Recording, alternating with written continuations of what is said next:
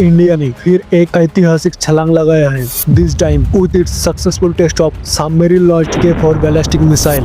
और इसके चलते पाकिस्तान सिर्फ टेंशन में नहीं, पूरा अलार्म मोड में जा चुका है। लेकिन ये टेस्ट सिर्फ पाकिस्तान के लिए नहीं, हमारे नॉर्दर्न नेबर के लिए भी एक मैसेज है। तो चलो देखते हैं K4 टेस्ट एक्चुअली में है क्या, इस टेस्ट से पाकिस्तान क्यों पैनिक मोड में है और इसका इंडिया के न्यूक्लियर डिटरेंस पर क्या इम्पैक्ट पड़ता है।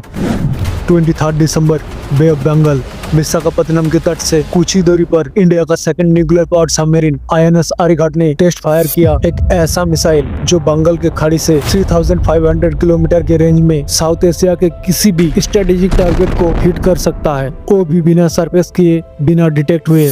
लेकिन बे ऑफ बंगाल के पानी में कुछ और भी था। लन हाई 101, CN6, द यंग ई हाउ जैसे चाइनीज स्पाइशिप्स सब स्ट्रेटेजिकली पोजीशन था काम ट्रैक करना। K4 is the stealthiest leg of India's nuclear triad और K सीरीज मिसाइल का K ट्रिब्यूट है भारत के missile man APJ Abdul Kalam को।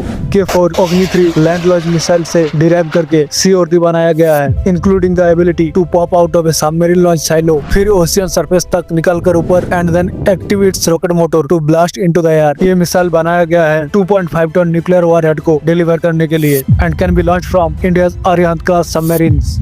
Welcome to Defense Universe. You are watching Indian Defense and I am Opurvo. जैसे ही K4 test की news बाहर आई, पाकिस्तान की strategic और सिक्योरिटी सर्कल्स में काफी स्ट्रॉन्ग रिएक्शन देखने को मिला।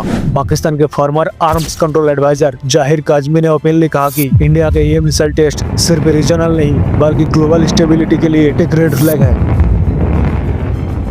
He claimed that इंडिया का न्यूक्लियर प्रोग्राम अब सिर्फ डिटरेंस तक सीमित नहीं रह गया बल्कि पावर प्रोजेक्शन और इंटिमिडेशन की तरफ जा रहा है। Kazmi event dragged India's 150 overhead 7000 kilometre plus range अग्नि 5 एंड सेड ये इंडियन ओशियन रीजन में आर्म्स रेस को ट्रिगर कर सकता है। He even claimed India's doctrine may be shifting towards fast strike।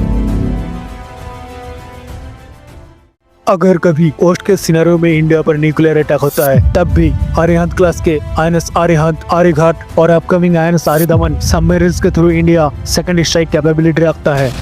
और इसी की वजह से K4 जैसे मिसाइल स्ट्रेटेजिक डिटरेंस के बैकबोन है। K4 इंडिया की न्यूक्लियर ट्रायड का सबसे क्रिटिकल हिस्सा है। न्यूक्लियर ट्रायड मतलब attacking ability to the enemy from land, air and sea. Pakistan के कंसर्न का मेन रीजन है unmatched capability on India's hand, क्योंकि K4 के रेंज में पूरा पाकिस्तान ही नहीं लार्जर पार्ट ऑफ चाइना भी आते हैं। वहीं पाकिस्तान के पास है बाबर 3 और submarine launch cruise missile but with far shorter range approx 450 kilometre.